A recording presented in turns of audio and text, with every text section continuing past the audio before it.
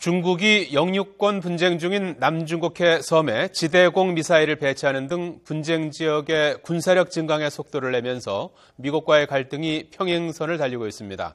중국 언론들은 사드의 한반도 배치 추진에 연일 날선 공세를 퍼붓고 있습니다. 베이징 연결합니다. 서봉국 특파원. 네, 베이징입니다. 베트남과 영토 분쟁 중인 남중국해 지역에 미사일 발사대와 레이더 시스템이 포착됐다는 보도가 나왔죠? 네, 미국의 폭스뉴스는 위성 사진 분석 결과 파라셀 군도에 속한 중국령 융싱다오에서 최근 지대공 미사일 발사대 8기와 레이더 시스템이 포착됐다고 전했습니다. 미국 정부 관계자는 미사일 발사대 배치를 확인하면서 HQ-9 지대공 미사일로 보인다고 설명했습니다. 지대공 미사일 배치 외에도 파라셀 군도에서 대잠 헬기 기지 건설이 이루어지고 있다는 보도가 나오는 등 중국은 최근 남중국해 파라셀 군도의 군사 기지화에 속도를 내고 있습니다.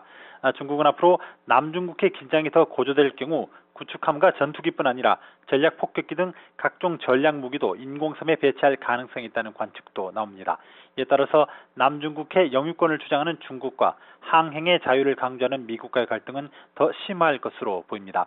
이런 가운데 미국 오바마 대통령은 아세안 국가들과의 회동에서 공동 성명을 통해 남중국해 군사 기지화를 중단하고 가시적 조치를 택할 것을 촉구했습니다. 자, 서 특파원. 중국은 한반도 사드 배치를 놓고도 미국과 신경전을 벌이고 있는데요. 특히 관영 언론들이 연일 비판 수위를 높이고 있다면서요? 그렇습니다. 인민일보 자매지 환구시보는 한반도의 전쟁을 방지하기 위해서 한반도와 국경을 접한 동북지방에 더 많은 미사일을 배치하는 등 군사적 배치를 강화해야 한다고 주장했습니다. 신문은 북한의 체제 붕괴를 언급한 박근혜 대통령의 국회 연설과 미국의 한반도 주변에 대한 군사적 배치 강화 등을 거론하면서 중국은 한반도의 전쟁을 명확하게 반대하지만 최악의 상황에 대비해야 한다고 강조했습니다.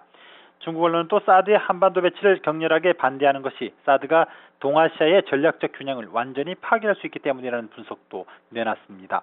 인민일보의 소셜미디어 매체 협객도는 특히 사드의 한국 배치가 이지스함과 패트리엇 미사일에 이어서 미국의 동아시아 미사일 방어 체계 구축 완성이라는 전략적인 의미도 담겨 있다고 경계했습니다. 지금까지 베이징에서 전해드렸습니다.